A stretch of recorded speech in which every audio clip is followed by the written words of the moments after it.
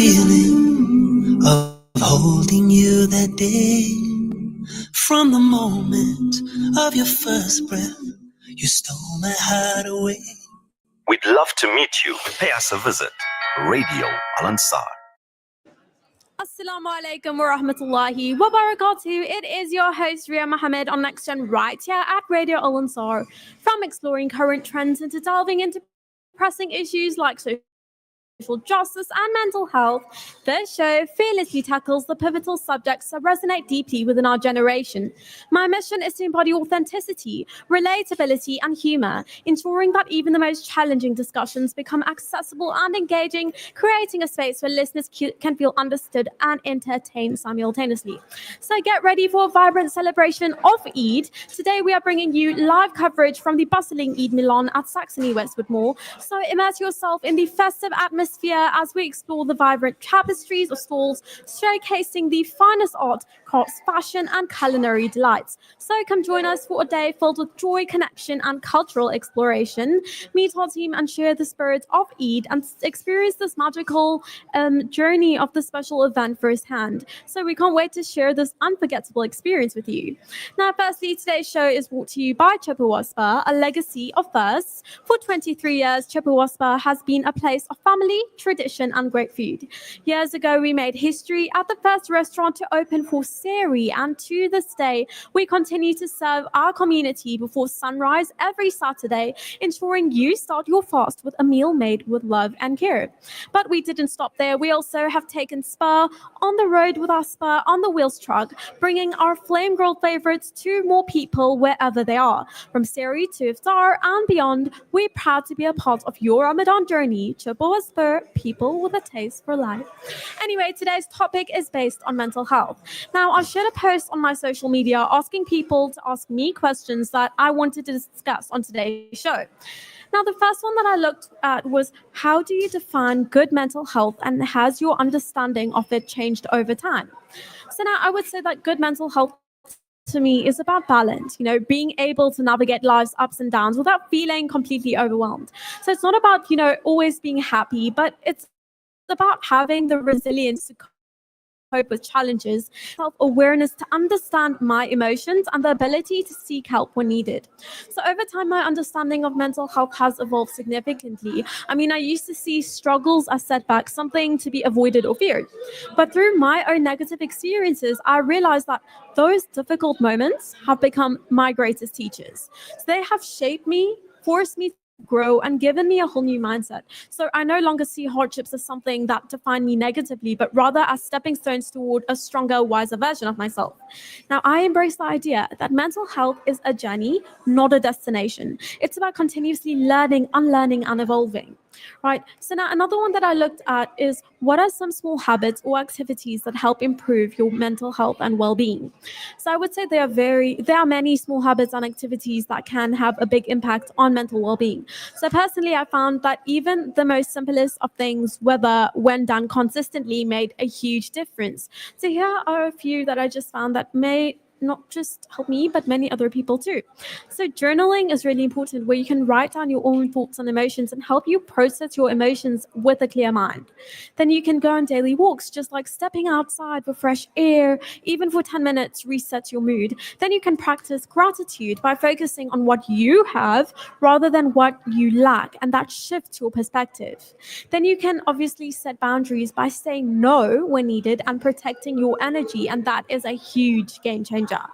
Then you can think about deep breathing, meditation, so taking a few moments to just breathe, and that really helps with stress. Then limiting social media. So unplugging from the online world gives your mind a break from stress and fear, right? Then talking to someone you trust, that's really important. So you can have a simple conversation, and that can actually be incredibly healing. Then drinking enough water and eating well. Physical health and mental health go hand in hand. So you need to keep that in mind and maintain that, because it's really, really important. Then you can do something creative like writing, painting, or even just doodling, and that just keeps your mind engaged in a positive way.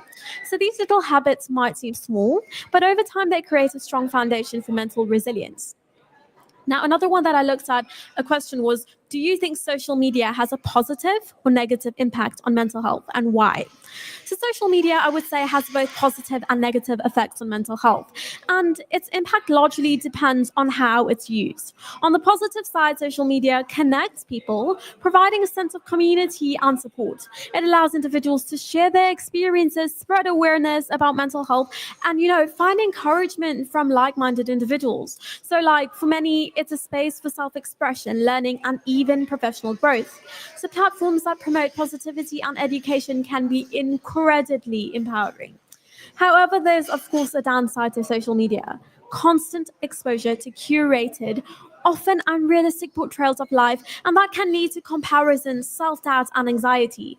So doom scrolling, cyberbullying, and the pressure to maintain an online image can be mentally exhausting. Right. So the addictive nature of social media can also make it really hard to present in real life, leading to feelings of isolation despite being connected. So ultimately, social media itself isn't inherently good or bad.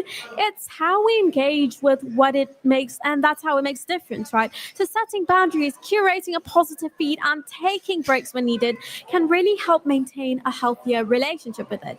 So what's your experience with social media? Does it lift you up, bring you down, or a bit of both? Send me an answer. I want to know how that makes you feel. So send us a message via WhatsApp at 060-904-1056. I would really love to hear your input. Now, another question that I heard was, why do you think there is still stigma around mental health, and what can we do to change that? Now, the stigma around mental health still exists for several reasons. A lot of it comes from outdated beliefs that mental health struggles are a sign of weakness rather than a natural part of human being. So many cultures and societies have long prioritized mental and physical health while downplaying mental well-being, making it really difficult to people to open up without fear of judgment. So lack of education also plays a role, and many still don't fully understand mental health conditions, which leads to misconceptions and stereotypes. So now I would say, to change this, we need to normalize conversations about mental health. Now, education is key. Schools, workplaces, and communities should actively promote awareness and understanding. So sharing personal experiences, whether through storytelling, social media, or public discussions, can really help, break down barriers and show that mental health challenges are common and nothing to be ashamed of. So encouraging people to seek help without fear or judgment, and ensuring that mental health support is as accessible and as physical healthcare is also crucial. So ultimately, change starts within each of us. By being open, supportive, and challenging harmful narratives, we can create a world where mental health is treated with the same importance as physical health. So, what do you think? Now, number 6 that I looked at is, if you could give your younger self one piece of advice about mental well-being, what would it be? Okay, I want to know your answers too and what you feel about this. So send us a message via WhatsApp at 060-904-1056. I'd love to hear about your perspectives. Now, my answer is, if I could give my younger self one piece of advice about mental well-being, it would be this: keep going, don't look back, and never feel sorry for yourself. There will be moments when life is really unfair. It feels really unfair when things don't go to as planned and when you feel like giving up. But dwelling on the past or feeling sorry for yourself will not change anything. It will only hold you back. So instead, focus on moving forward, no matter how slow the progress may be and seem. Every challenge, every setback is shaping you into a stronger and wiser human being and individual. So trust that tough times do not last forever, and you are far more resilient than you think. So keep pushing, keep growing, and most importantly, believe that better days are always ahead. Now, another one that I looked at is, what role does self-compassion play in mental health, and how can we practice it more? Now, self-compassion plays a huge role in mental health because it allows us to treat ourselves with kindness rather than criticism, especially during difficult times. When we're struggling, our natural instinct is to often be harsh on ourselves, to feel like we're not doing enough, not strong enough, or not good enough. But self-compassion helps us shift that perspective, reminding us that even that we are human beings and that we make mistakes and that we deserve the same kindness that we would give to a friend.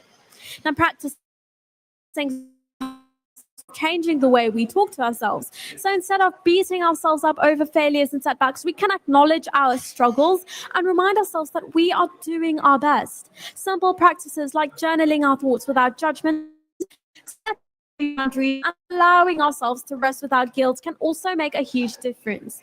So mindfulness helps too. Being present and accepting our emotions without self-criticism allows us to move through them in a much healthier way. And now at the end of the day, self-compassion isn't about making excuses. It's about giving ourselves that permission to grow, heal, and move forward without unnecessary shame. The more we practice it, the stronger our mental health and resilience becomes. So now, another one that I looked at is, how do you balance taking care of your mental health while still handling life's responsibilities? Now, mental health with life's responsibilities can be really tricky, right? But I've learned that it's all about setting boundaries and being mindful of your limits, of my limits.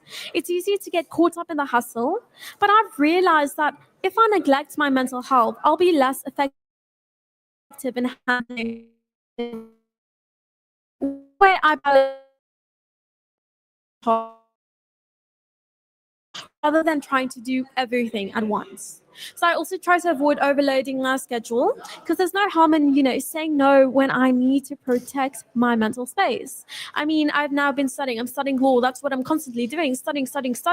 I mean, for one of my modules out of 4, I had a question, which is a 10-mark question, and I am asked to summarize the whole study guide into one page. And I'm thinking, how do I do that? There's so much to go through, so much to read. So I'm like, where do I find the self for myself? Where do I find the time? Right? So what I say is make sure to set aside time for self-care, whether it's going for a walk, reading, or taking a few quiet moments to just breathe. Watch Netflix, do what makes you happy. Give that time for yourself. So it doesn't always have to be big, but consistent small breaks can help you reset. I mean, that's how it has worked for me.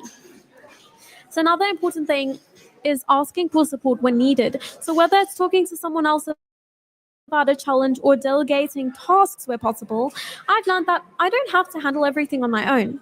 So ultimately, balance is about being flexible within myself and yourself, and remembering that taking care of your mental health is not a luxury. It's a necessity to show up fully in all other areas of life. So another one that I looked at, one of the questions was, what's one misconception about mental health and what do you think needs to change? So thinking about this, one big misconception about mental health that really needs to change is the idea that people who struggle with their mental health are weak or not trying hard enough. Now, this is a harmful belief that perpetuates the stigma and makes people hesitant to seek help when they need it. So the truth is, mental health challenges are not a reflection of someone's strength or worth. They are a natural part of human being. They are a natural part of being a human, being an individual, a soul. Just like physical health, mental health fluctuates, and sometimes we need support to manage it. Now, challenging this misconception often involves recognizing that mental health is just as important as physical health. And struggling with it does not mean you're broken or less capable. It means you are still experiencing something that many others face too. And seeking help is an act of strength and not weakness. So how do you think we can help this shift this perspective? I'd like to know. Now, another question that I looked at is, how do you support a friend or a loved one who is struggling with their mental health? Now, supporting a friend or a loved one who is struggling with their mental health requires a lot of patience, right? Empathy and understanding. So here are a few little things that you can do to help someone. So number one is, I'm going to give you 3, right? You can listen without judgment. So sometimes the most helpful thing is to simply be there and listen to your friend. Let them express their feelings without trying to offer solutions right away. Just showing that you care can really mean a lot. So you don't have to just share your input, tell them, well, express yourself like, this is what you can change. This is what someone else could change, right? This is a time where you can build yourself and listen to this person. Because as I said, showing them that you care can mean a lot. Now, another one is offer reassurance. So let them know that it is okay to feel how they are feeling and that they're not alone. Reassurance can remind them that they are supported and loved. And another one is encourage professional help. Gently suggest that they can speak to a professional, such as a therapist or a counselor, and if they haven't already, mental health professionals are trained to help with specific challenges that they're facing. And if you cannot afford someone professional to speak to, you can of course do journaling, speak to friends, speak to someone who you trust. And as I said, if you feel like you cannot just talk to anyone, take a book, open a book, write down your feelings and emotions. Express yourself literally in that book. You can write down your emotions, right? What you're feeling. Then, how you can change that narrative is by thinking about it and change those negative feelings into something good. So, I want you to write that down, switch those negative emotions into something positive, and that can also help you grow and change your mindset. So, another one is be patient and understanding. So, mental health struggles can be unpredictable. Your friend might have good days and bad days, and sometimes their mood might shift very quickly. But being patient and allow them to give them that space to heal in their own time. Now, another one is to provide practical help. Sometimes it's easier for someone who's struggling to take action if someone else helps them. So, offer to go with them to an appointment or help with tasks that they might feel overwhelmed. So another one is check in regularly. So just reaching out to say, how are you, can show your loved one that you are thinking about them. Regular check-ins remind them that they are not alone, even when it feels like there's no one else around. So another one is take care of yourself too. Okay, you need to take care of yourself. Now, supporting someone can actually be emotionally draining. So it's important to ensure that you are looking after your own well-being as well. So setting boundaries and knowing when it's time to take a step back for self-care is truly vital. So the key is to offer support without pushing too hard, ensuring that they feel safe and heard while giving them space to process their feelings and emotions. So anyway, I will be back right after a very short ad break. So I'll see you soon. You know what really gets under my skin? When my cake or icing just doesn't come out right. It's such a bummer. But I found this incredible margarine called Wooden Spoon, and it's been a total lifesaver for my baking adventures. It makes my icing turn out just perfect every time. When I whip up something with Wooden Spoon, I feel like a master baker. Seriously, my cakes have never looked better. The secret, Wooden Spoon margarine. It's like the magic ingredient for nailing those perfect bakes. And guess what? It's even endorsed by the South African Bakers Guild Association. Just another quality product from the Willowton Group. WhatsApp us now on 060 904 1056.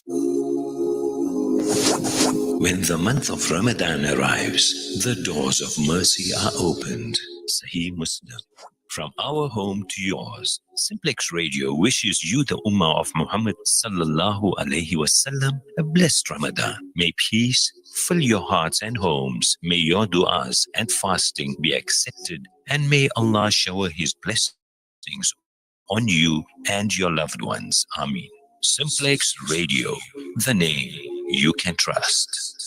Elegant, stylish, and affordable, Al Noor kurtas are designed to make you feel confident and stylish with intricate embroidery, vibrant colors, and comfortable fabrics. These kurtas are sure to become your go-to choice for everyday wear and special occasions alike. Visit the Al-Ansar Bookshop at 207 West Road, Overport, or call them on 031-208-1601. Al-Ansar Shop, your one-stop Islamic shop. Radio Al-Ansar, 24/7, 365. Radio Al-Ansar, Durban, 90.4 FM.